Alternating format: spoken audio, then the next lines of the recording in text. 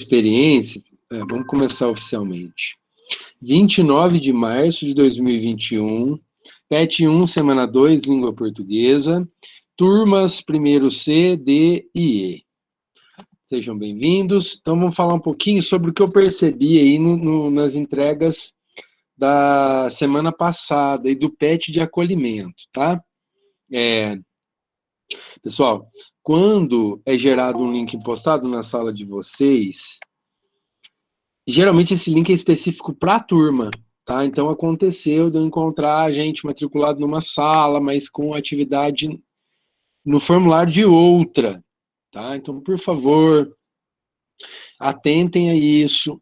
Por conta disso, eu voltei atrás, fiz um formulário único e coloquei as opções para vocês marcarem a turma.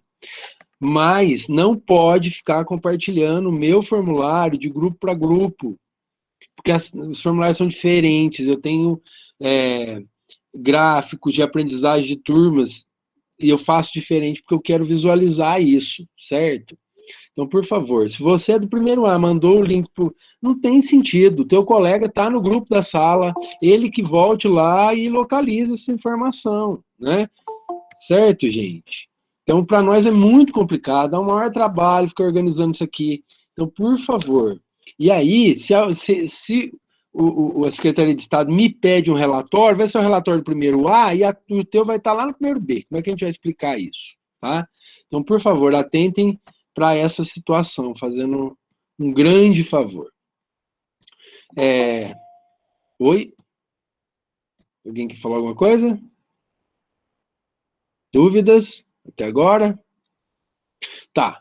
Sempre vou compartilhar a mesma postagem. A postagem vai estar lá. Tem que ler, gente. 8 de março de 2021. Acolhimento. E o link para a semana de acolhimento está lá. Na semana seguinte, 15 de março, avaliação diagnóstica. Na semana seguinte, PET 1, semana 1, 22 de março. E nessa semana, 29 de março. Então, eu vou repostando, parece que é idêntico. Se vocês não lerem na postagem, vocês não vão ver que tem um link novo, tá? Eu não liberei ainda. O link sempre vai ser liberado depois das orientações, tá? Então, eu gosto de fazer essas orientações para que não tenha realmente sobrar dúvida nenhuma. Então, por favor, atenção que a gente vai dar uma passada pelo formulário da semana 2, tá? Formulário da semana 2 que já está em atividade, ó, por conta dele ser para todas as turmas, então já tem turma respondendo aqui, ó, gera gráfico de aprendizagem, vocês estão vendo, ó, gráfico, eu consigo ver, né, qual que é a porcentagem de alunos de qual turma que fez mais, por enquanto, como liberou para o A e para o B, eu tenho aqui 80 e tantos por cento, 83% de alunos do B que já responderam, enquanto que apenas, tá? Então, esses gráficos, quando eles são individuais por turma, eles nos dão maiores possibilidades. Então, por favor, por enquanto eu vou voltar nisso aqui, até vocês se acertarem aí com essa questão de, né, troca de turma, tudo mais. Tem que ver esse vídeo, tá? As orientações estão aqui. O texto para análise da semana, compensação da Cecília Meirelles, eu não vou ler o texto, interpretação do texto, está tudo comentado naquele vídeo, e depois que vocês responderem, vem o gabarito da resposta aqui também para confirmar. Ainda sobre o texto, e aí vem uma parte um pouquinho mais gramatical, que vai pedir para identificar as preposições. A gente volta lá no começo, está tudo aqui, ó. Tem que ler o formulário, hein, gente? Pelo amor de Deus. Eu estou percebendo que tem gente que não lê nada do que é postado, depois me chama em inbox e fala assim, você pode me passar os links? Não posso. Os links estão no grupo da sala, volta lá e leia as orientações. Certo?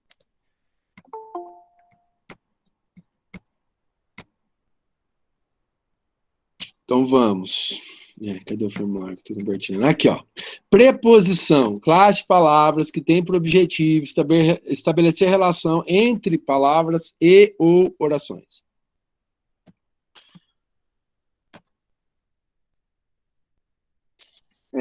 Orações, relações de sentido e de dependência. Exemplo. A, ante, até, após, contra, para, de, da, na, em, sem, e outras tantas que estão aqui. Então, é localizar informação específica, né?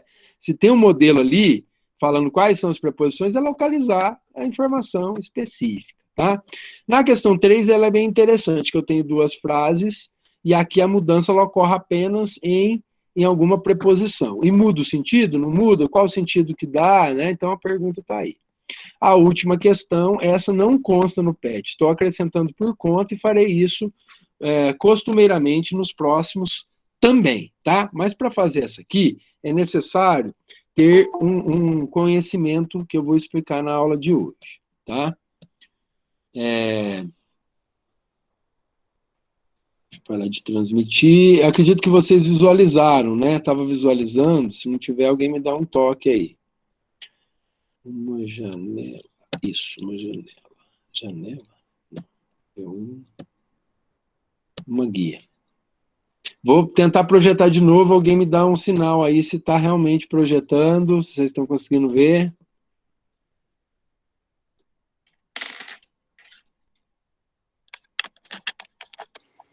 Tá visível, pessoal? Aham. Maravilha, muito obrigado. Vamos seguir então. O assunto que nós vamos tratar hoje é variedade linguística. O que quer dizer isso? Que a língua varia. Sim, a língua varia. A língua é um organismo vivo, está em constante mudança, não é? Transformação. Então, a língua varia. Olha o contexto aqui, ó, que eu estou propondo a reflexão para vocês. Duas palavrinhas, formal e informal. Essa aqui, formal, tem a ver com forma, modelo, regra. Ao passo que a outra é o contrário dessa. Não tem forma, não tem modelo, não tem regra. Tá? Até aqui tudo bem? Diante disso, vamos analisar a tira. A moça, numa situação aqui que a mim sugere uma entrevista de emprego. Como é que eu percebo isso? Todos os elementos que a tira me traz, gente. Eu vou ter que trocar aqui para receber alguém na sala. Todos os elementos que a tira me traz. O primeiro, a situação em que eles se encontram, né? Vejo uma mesa de escritório e as pessoas em lados opostos. Eu percebo que o homem, provavelmente o empregador, ou a pessoa que está fazendo a entrevista de emprego, ele está vestido de terno. E isso, para a gente, sugere algo, né? Sugere formalidade, não é isso? Ao passo que a moça também não está vestida de qualquer jeito, ela está com vestido e percebe-se que tem batom, percebe-se que os cílios foram esticados, né? Sugere, então, uma entrevista de emprego. Diante disso, alguém me chamou aqui, deixa eu fechar esse negócio, não fica toda hora fazendo tum-tum. Diante disso, vamos ao texto. Né? Depois de analisar todos os elementos que a imagem me traz, vamos ao texto. Olha o que a moça fala. Falo fluentemente inglês, espanhol, francês, russo, italiano e alemão. E o português? Aí vareia. Vareia. Vareia, gente. Né? Então, a situação aqui de formalidade no modo como os personagens estão vestidos, como eles se comportam, também requer uma situação formal no quesito linguagem, não é? Então ela devia ter usado a variante formal aqui, e então usado a expressão varia, né? Varia, e não vareia. Dessa mesma forma, eu acredito que muitos de vocês já ouviram a palavra vassoura, correto? Alguém já ouviu vassoura? Já. Arface, já ouviram? Já. Isso são exemplos de variantes formais, mas eu preciso agora chamar a atenção para mais uma coisa que eu não falei. Né? Quando a gente está falando de língua, então, os principais elementos da língua são a oralidade, a fala e a escrita. Tá? Então, eu preciso sempre entender que a língua se processa nesses dois mecanismos: mecanismo escrito, mecanismo falado. Ok? Até aí, tranquilo. Mas é fato perceber que ninguém aprende a falar com a escrita. A gente aprende a falar num momento da nossa vida que nós não temos a competência escrita adquirida. A gente primeiro aprende a oralidade para depois aprender a variante escrita. Logo, nós percebemos que a variante oral ela é muito mais usada que a escrita. Ao passo que o oral permite algumas flexões, e aí surge o arface, a vassoura, o vareia e outras tantas expressões. Onde que eu quero chegar com isso?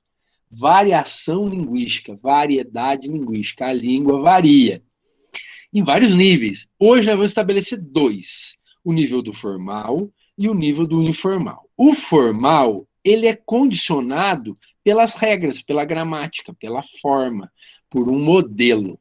Então, aí quando a gente vai para a escola, a variante formal nos é apresentada, e aí a gente, então, começa a entender, né, que arface, na verdade, né, é alface, e vassoura é vassoura, e vareia é varia, e assim por diante, tá? Diante disso, estabelecida essa comparação, que nós temos a oralidade e a escrita, tá? É óbvio que as regras surgiram na escrita, né? Não existem regras que condicionam a fala é muito mais livre. Porém, naquela situação que nós acabamos de propor, é uma situação de fala em que acontece um equívoco linguístico, tá? Eu não estou usando a palavra erro, e sim a palavra equívoco, né? Então, aqui, a moça está equivocada. Por quê? Ela não comete erro, tá? Mas ela comete um equívoco. Por quê? Se a situação é uma entrevista de emprego, se os dois estão vestidos formalmente, espera-se que a linguagem usada seja formal. Ela fez isso no início e caiu, desceu de nível, foi para o informal no segundo momento. Até aí todo mundo entendeu. Certo, gente? Tranquilo para todo mundo até aqui? Então eu posso criar uma frase que para nós pode se tornar uma regra. Ninguém vai à praia de terno. E ninguém entra no fórum de chinelo, bermuda, regata, boné, touca. Não entra. Por quê? Essas duas frases, elas têm um contexto que nos ajuda a entender a utilização da língua. Quando eu digo ninguém vai à praia de terno, estou dizendo que a situação ir à praia é uma situação de informalidade e nós não precisamos ir vestidos, trajados e muito menos, né, utilizar a variedade formal. Existem situações como essa. Por exemplo, quando eu vou na padaria comprar pão, e eu chego lá, alguém fala 2 pão, 3 pão, o cara continua vendendo, não corrigiu ninguém, não é? Eu posso falar 3 pães, eu posso pedir 2 para não constranger a pessoa, tá? Mas é um ambiente de informalidade. Quando eu estou conversando com a minha avó, ela diz assim: Fih, traz a vassoura. Né? Percebe? A mensagem ela foi transmitida. Né? Eu fui lá, peguei a vassoura e levei para ela a situação de informalidade porque eu estou conversando com a minha avó. Agora, como que seria na situação exemplificada anteriormente, numa entrevista de emprego? Como eu deveria me comportar? Qual variedade linguística utilizar? Ou mais, quando eu vou lá na horta, que tem um senhor que tem uma horta perto da minha casa, e ele vende alface, na verdade eu vou lá e ele me vende um arface, né? Porque é o conhecimento que ele tem, né? E eu compro o arface dele, porque é uma situação de informalidade. Agora, um professor diante da turma, em uma aula de língua portuguesa, ele tem que prezar pelo formal, sem nunca desmerecer o informal. Porque 90% do nosso dia nós usamos a variedade informal. Nós usamos. A gente usa, né? Olha, o a gente usa, é uma expressão de informalidade. Nós usamos, não é isso? Vou passar mais uns exemplozinhos aqui que eu acho que vai ajudar. Até aqui todo mundo conseguiu me compreender? Fez sentido as coisas que eu falei para vocês? Fez. Fez sentido? Então vamos para dar mais um passo aqui na nossa construção de aprendizagem. Opa, vou receber mais um colega. Lembrando que para quem chegou atrasado, eu vou ter que tirar esse modo exibição aqui para poder receber a pessoa. Ué, sumiu. Quem chegou atrasado vai poder conferir o vídeo nessa gravação que estará disponível no mesmo formulário da aula. Então vamos adiante. Olha lá. Agora, aqui. Olha isso. Exemplo 1, exemplo 2. Eu vou pular até o exemplo 1, porque eu quero o destaque que já acontece, já aparecem algumas palavras aqui no exemplo 2. Presta atenção, gente, que isso faz muito sentido para quem é mineiro, tá? Talvez pessoas que vieram de outros estados não faça tanto sentido assim, né? Ou passou a fazer, né? Se já faz um tempo que vocês estão aqui. Na nossa região, uma característica do falar das pessoas da nossa região, né? Que é atribuída ao caipira, tá? Ele está relacionado com. Vulgarmente, as pessoas dizem que o mineiro tem fome de palavras, então a gente come palavra, tá? Percebe que a gente. É muito difícil falar você, a gente fala ser, né? Você está, você tá. Você está em casa, você está em casa, né? Percebe? E há outro fenômeno também. Quando eu tenho verbos ou palavras terminadas em R, é muito comum o R final ele ser suprimido na fala. A gente comer esse R. E olha como fica. O doutor Armando foi até a esquina esperar o filho. E o correto, não o correto, né? A variante formal aqui deveria ser esperar, né? Eu vou falar com seu pai, eu vou falar com seu pai. Eu vou pegar a bola, eu vou pegar a bola, tá? Então percebam isso. É muito importante a gente ter noção que é uma variação que a gente está tão habituado com ela que muitas vezes não percebe, né? Não percebe essas nuances. Olha o estava. Estava. Maria estava na cozinha. Estava, né? Eu estou em casa, eu tô em casa, percebam? Então eu tenho exemplos de variações aqui, todas elas, ó, informais, tá? Pra caramba, tava, esperar, nisso, né? Como se eu estivesse contando uma narrativa, né? Nisso chegou a Maria, nisso, né? Quando eu deveria usar o então ou outras conjunções. Até aqui eu preciso saber se todo mundo está me acompanhando, se fez sentido o que eu falei. Tá, tudo certo. Então a gente vai dar. Muito bem. A gente vai dar mais um passo. Vai dar mais um passo. Quer ver, ó? Quer ver qual que é o outro exemplo que eu separei aqui? Peraí.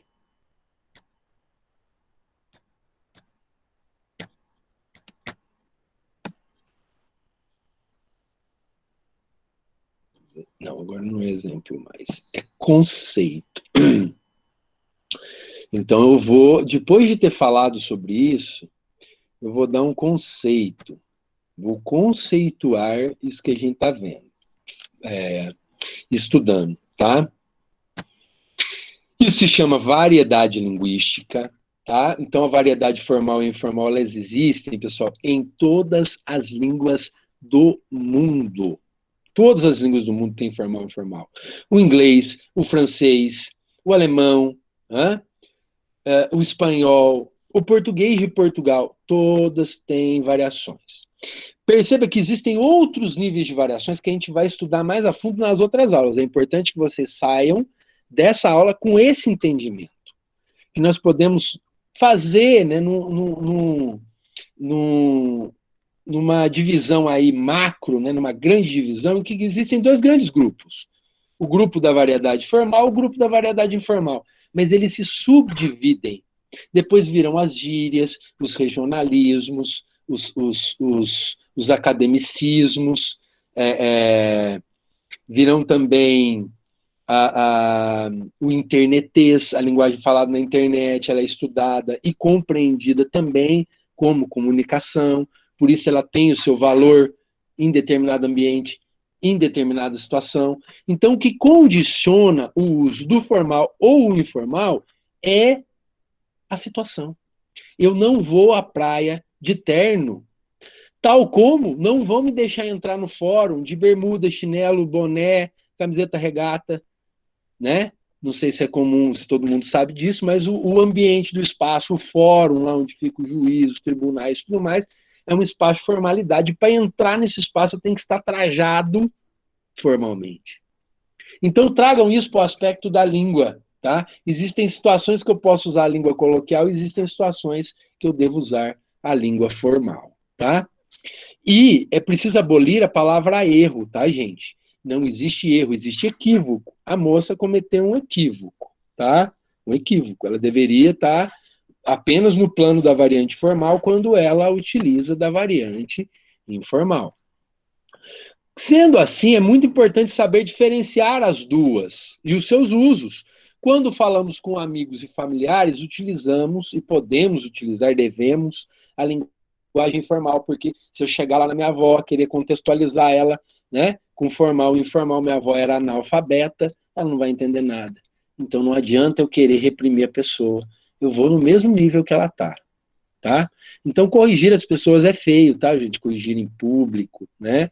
E é muito importante a gente entender o valor do informal também. É importante que vocês saiam daqui sabendo que existem as duas variações, as duas são importantes, tá? Mas existem situações comunicativas que exigem uma ou outra. Tranquilo até aqui? Dúvidas? Não. Então, eu acho que nós estamos aptos para resolver o PET 1, semana 2. Tá? E aí, semana que vem, a gente dá um pulinho, mais um passo, e vamos conhecer quais são as outras variantes, como é que elas se processam, variante histórica, palavras que eram usadas no passado, deixaram de ser usadas hoje, tá? O internetês, como é que essa língua é vista, beleza? Obrigado, estou à disposição de vocês. Dúvidas?